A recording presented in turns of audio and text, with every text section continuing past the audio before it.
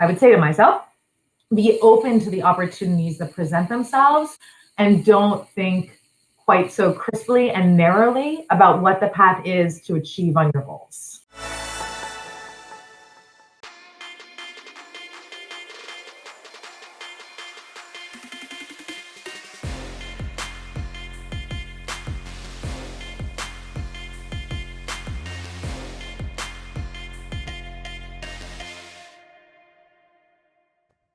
What's going on, Next Gen fam? We're back for another incredible episode of Mentor Momentum with Next Gen HQ. We have such a special guest to welcome for this week's episode, a true leader in the corporate social responsibility and nonprofit sectors. She was the deputy director at the Friends of San Francisco Public Library before founding the Augie Fund, which provides glasses for underprivileged children in the Bay Area. And over the last decade at AT&T, she has led initiatives to foster social innovation and change across so many different sectors. And most recently, she's making the move to the entrepreneur world with her newest venture, Upside. So I cannot wait to get into everything. We got to welcome Ann to the stage. Ann, thank you so much for joining us here on Mentor Momentum. Thank you, Andrew. I'm so excited to be here, and the timing is really amazing. So thank you for having me. We're thrilled to have you here. And I want to dive in right away to this new venture that you're working on. It's such a powerful and needed initiative, especially in our world today. And I'd love if you can talk about maybe some of the inspiration behind it and share with our audience a little bit about what you're building right now. Yeah, absolutely. So, as you shared, I spent the past 10 decades. And you don't look 100. Well, I know, funny that, right? I should tell you about the face creams, I guess. I spent the past decade at AT&T with the privilege of working with nonprofit organizations and startups who are so dedicated to making social change in entertainment and media and the environment. And it's just been an absolute joy working with them. And, as I started thinking about what my next step was going to be, the first decade of my career was spent in nonprofit management, the second with AT&T. I'm really interested in a new way of making change and of driving progress, for partners such as that I mentioned. So I'm starting up my own little impact consultancy called Upside.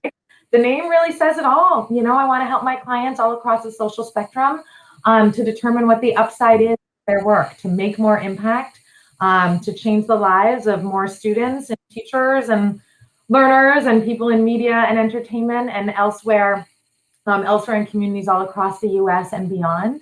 And I think with the expertise, or what I hope, is the expertise that I've developed, as we were talking about earlier, just being on sort of both sides of the impact equation.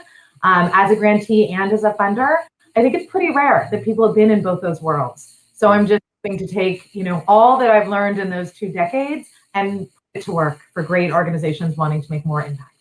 And you're amazing. You're like one of the greatest. You're up there with the Dalai Lama at this point. You're changing the world. I want to ask, obviously our audience that you're talking to, the next generation entrepreneurs, it's so scary to go out on your own. And especially at, a young age, coming out of school and really having something you believe in and being able to be dedicated to it. I'm wondering if you can talk a bit about how you've been able to motivate yourself to go out on your own and really do something that seems to be core to who you are as a human.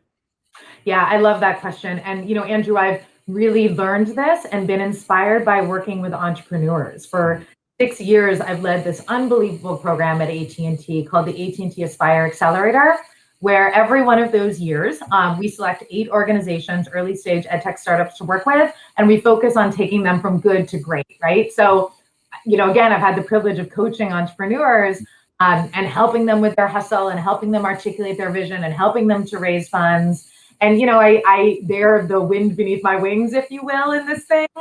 Just, seeing the bravery and the boldness, but also the real focus that being an entrepreneur takes and the authenticity.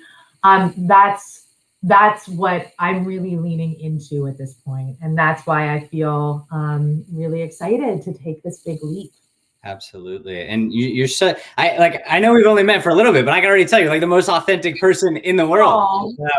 I want to dive a little bit, take a step back into the early stage of your career, thinking back to 20-year-old Ann coming out of school, thinking about the world ahead of you. What is maybe one piece of advice you would give to that version of yourself? I love that question. I'm a parent, so I've thought about that question before.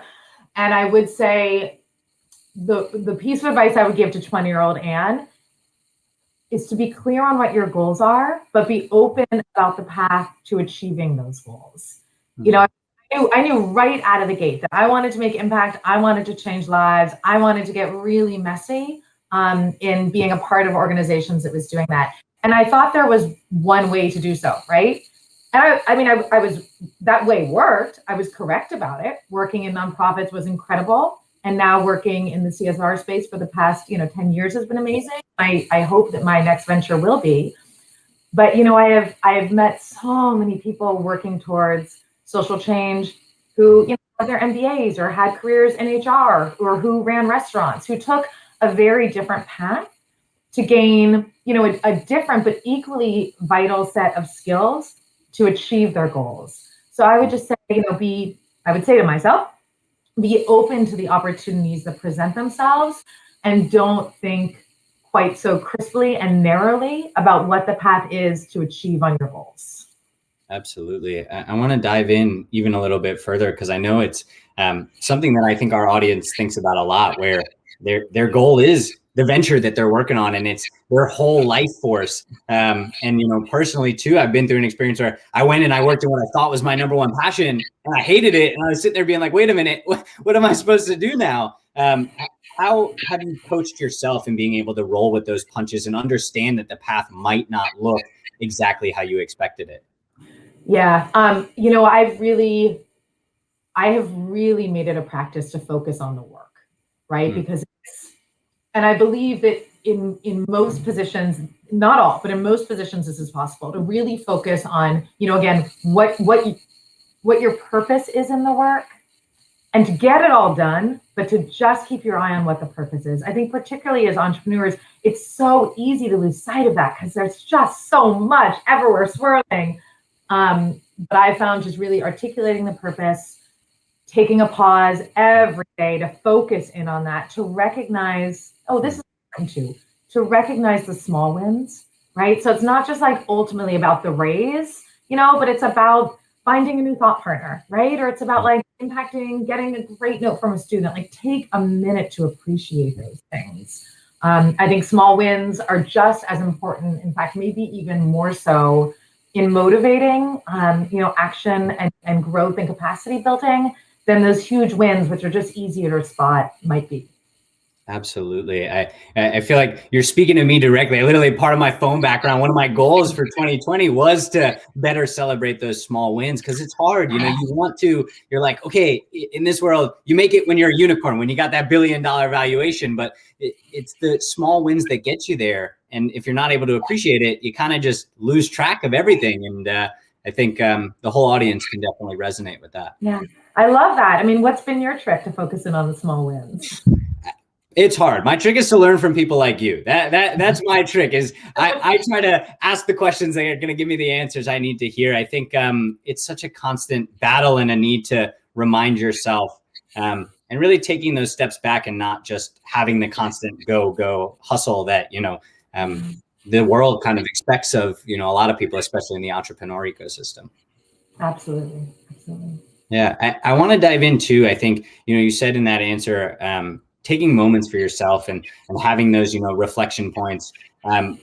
We always love to learn about the life habits that fuel incredible leaders like yourself and how you're setting yourself up every day to be the best version. So whether it's one habit or a handful, anything that you can share that lets you be the best version of yourself every day. Yeah, a couple of things. Number one, I have a dog, and walking my dog every morning, that is my me time. I don't bring a phone. I don't listen to anything. I just walk my dog, right? So I would say something in the morning that just makes you more aware of the world and less aware of technology, even just for a few moments, is so important. And dogs are amazing, so get a dog. Number one. Number two, I've long had, I guess, what is now called a gratitude practice. When I have two kids, one is 13 and one is 5. And when my 13-year-old was 3, my husband and I were having a hard time, as people often do when they have little kids around in the house.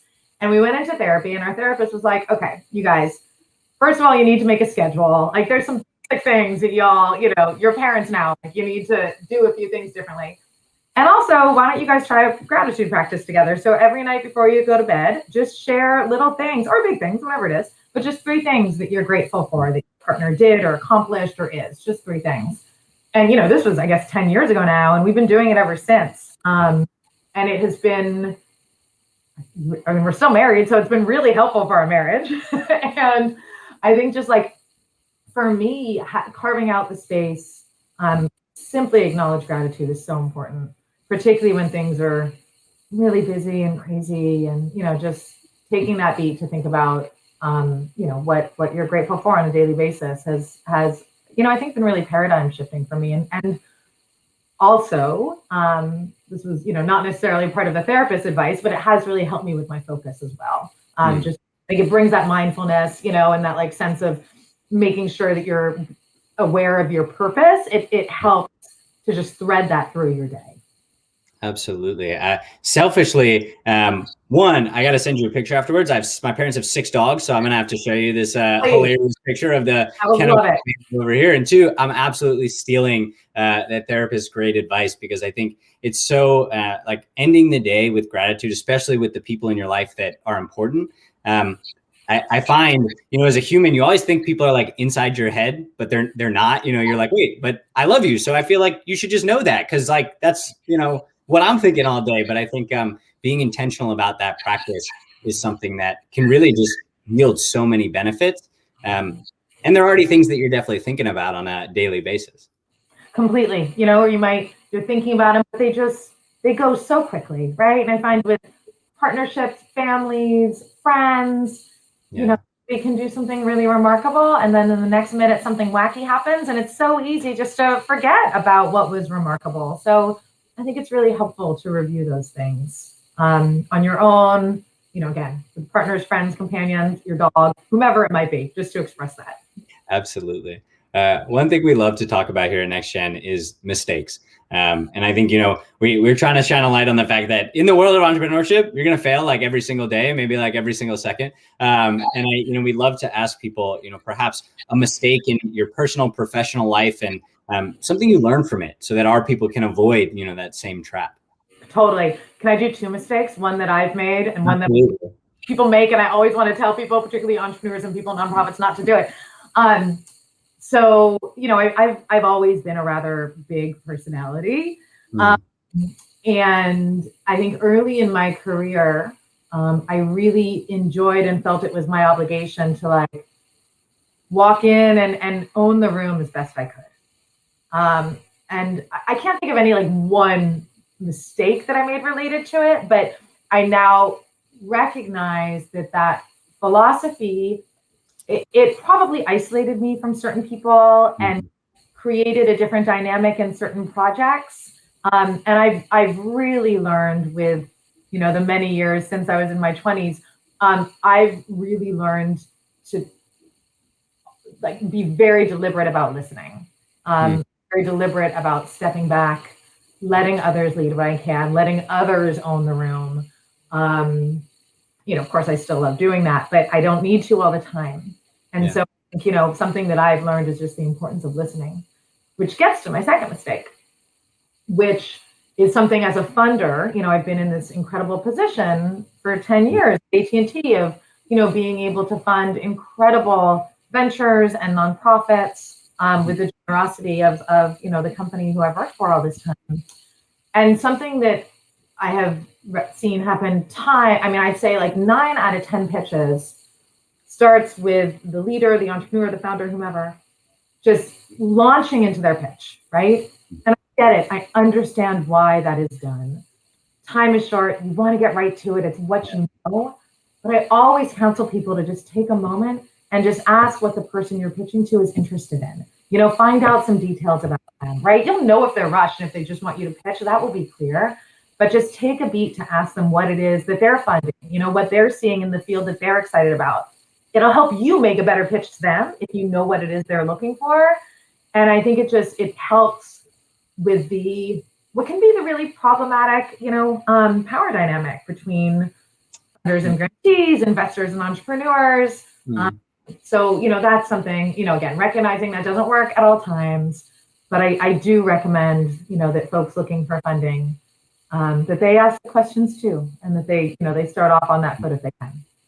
Absolutely. And I think so powerful for our audience to hear. I'm sure you're talking to the perfect audience on that piece of advice where I am even guilty of it myself. You come in, you get a big meeting with a client that you're so excited for, and you come in way over prepared, really hot, and you just take the stage right away. You don't even ask them the name. Like, I get it. We're on Zoom, so it now shows it. But I think you're spot on.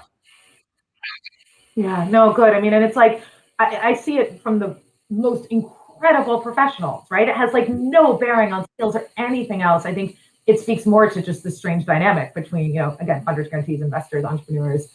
So where we can unravel that, we should. Absolutely. We have an incredible community member who submitted a question for you that I'm really excited to hear your thoughts on. And the question is, kind of on Gen Z and how they've been able to push kind of the corporate social vision at AT&T or just in your world generally. Obviously, this generation coming up is super passionate about creating really big change. And I think it's always exciting to hear from the inside how perhaps that has informed any of the systemic changes that you guys have made at an incredible organization like AT&T. Yeah, it's a great question. Gen Z is center in everything that we do. And I mean, AT&T is committed to being carbon neutral by 2035. That's something, I don't want to say we're doing that because of Gen Z, right? We're doing that because it is the right thing to do. And we are in an incredible position of leadership in that. But Gen Z's values, the fact that they are so cognizant about, not just the products that they're purchasing, but where those products come from, what companies believe in. I think that has pushed us, as it has so many other conscious companies, to just to be more, aggressive in our sustainability commitments, to have stronger education programs such as we do. So I think of Gen Z as like the fanning of the flame, right? Like you got the match, but they're the ones really fanning the flame and making things happen. And then I think in the social sector, we have been really dedicated to, as I may have mentioned before, but to, driving education outcomes and improving education for people all across the country. We've also, in the past 5 years at AT&T, since the company merged with DirecTV and then with what was Time Warner, now Warner Media, so, HBO, brother CNN, been super deliberate about creating opportunities for young people to speak up, to share their perspectives, to gain media making skills, so that, AT&T and all of the companies within our family and community are really helping to foster young people, Gen Z, to speak out, to share their perspectives, and to connect in really meaningful ways.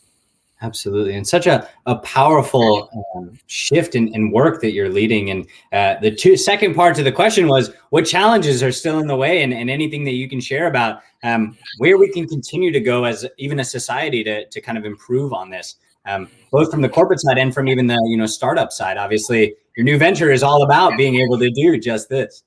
Absolutely. No, it absolutely is. I mean, I'd say, speaking from all perspectives, actually, I was going to frame this as like from the corporate and then from, my new perspective as an entrepreneur with upside. But I think there's so much power and potential still in more effective collaborations. It's one thing for an AT&T to go at it alone. It's another thing to go at it, with other really influential companies using the power of our network and the power of hardware and whatever it might be to really drive change across the impact sector and landscape. And the same is true within nonprofit communities. So there have been, I don't want to say there's any silver linings or upside to this pandemic that we've been in for the past year, right? But certainly it will be very interesting to see what outlasts this pandemic in terms of our new practices. And some of that, are about organizations collaborating in really deep and meaningful ways. So whereas before the pandemic, you might not have seen, education organizations working with food pantries, working with, local like healthcare focused orgs, right? You're seeing that now. So I'm really hopeful that we'll be able to get beyond what were our typical sort of sectors within impact or silos, if you will, and start really focusing together on driving meaningful and sustainable outcomes. Absolutely. And I think there's no better person at the helm. I can't wait to see you Thank do it all. you. You're making all those people come together and bringing it to life. And I'm beyond excited. I think one question we always love to end with is, people and myself even look up to you as somebody that they would say has achieved the level of success that, our generation wants to emulate. And I think it's always interesting to hear, what your definition of success is and how you're constantly striving for that every single day. Yeah. Well, my definition of success has actually happened for me this week, and I will do my best not to get overcome here. But my broader team, I have the most wonderful team at AT&T, right? And a large team that reports to me, and a larger team that I have the privilege of collaborating with. And they did a little surprise going away party, Zoom party, of course, but nonetheless a party, yeah. Zoom for me, and just shared the most wonderful, from the heart, from the mind, authentic things. And to look at a screen, I hope someday soon, look across a room, and people who you admire so much expressing like just such gratitude and affection. For me, that's real success. For me, it's about the people. And to see this incredible group of professionals who's, they're my community, they're my friends after what we've all been through this year, they're my family, like to hear that is amazing. And then of course, there's the other side of the people, which is just my family and having space and time for them. Like, I think there used to be this phrase, I don't know, have you heard this phrase, Andrew? Like, what is it? Do you work to live or do you live to work? Like, yeah. Something people say, I don't know. And it feels so irrelevant to me now, right? Like everything is bound up. Everything is rolled together for me. My family is a part of my work. My work is a part of my family. And you have the space to just recognize what your family, your work, the people in both mean to you. And when it's reciprocated, that's success to me. Wow. And from everything you said, from moment one, the importance of getting clear on your goals, but being okay if the path takes you to different directions, to the importance of establishing a gratitude practice with the people in your lives and really being intentional about it. And even I think this last piece to me is super impactful, being able to see the impact you have on people and seeing that as the win rather than the promotion or the dollar signs in a bank account or, any of the things that some might attribute to success. So this has been an absolute treat. I got way more than I bargained for, and I'm going to need to watch this back so that I can get all of these lessons again. And it was an absolute pleasure to have you here on Mentor Momentum with NextGen HQ. This is so fun. I want to do this again and again and again. Thank you for having me. This was really special. Thank you. Absolutely. We'll have to bring you back when you get this venture up and you're taking over the world and changing everything in the space of CSR. And it's going to happen. We got your back. We got the momentum to help make it happen. And I can't wait to do a part 2 of this shortly. Thank you. Me too. Thanks so much. Thank you for joining us on Mentor Momentum with NextGen HQ. That was Mentor Momentum, sharing life and business lessons from incredible leaders. Looking for more momentum? Subscribe to our weekly Momentum newsletter at nextgenhq.com and check out our other podcast, Momentum Audio, on any of your favorite podcast channels. Now that's momentum.